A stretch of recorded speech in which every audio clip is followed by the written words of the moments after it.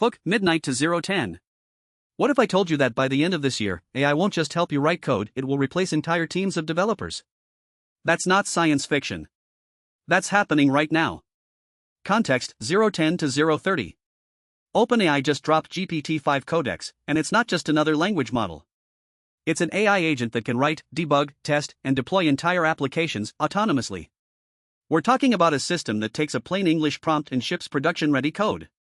Google and Anthropic are racing to catch up with their own agent platforms. The AI coding wars have officially escalated.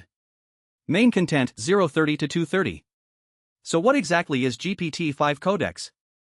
Think of it as a senior developer living inside your terminal. You describe what you want: a full-stack web app, a data pipeline, a mobile game, and it doesn't just spit out a code snippet. It plans the architecture, writes the files, runs the tests, fixes the bugs, and iterates until it works.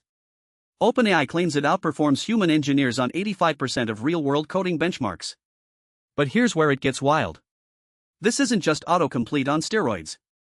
GPT-5 Codex can browse documentation, install dependencies, spin up databases, and even deploy to cloud infrastructure. It's an agent, meaning it takes multi-step actions over hours or days, not just a single response. Google fired back with Gemini 2.5 DeepThink, which focuses on complex reasoning and multi-agent orchestration. Anthropic doubled down on Claude's computer use feature, letting AI control your desktop like a human would. And startups like Cursor, Replit, and Windsurf are building entire IDEs around these agent capabilities. The numbers are staggering. GitHub reports that AI-generated code now makes up over 40% of all new code on their platform.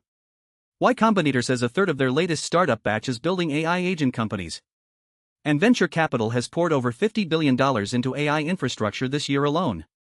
Implications 2:30 to 3 o'clock. What does this mean for you? If you're a developer, your job isn't disappearing, but it's changing.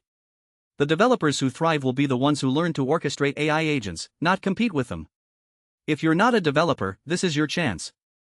The barrier to building software has never been lower.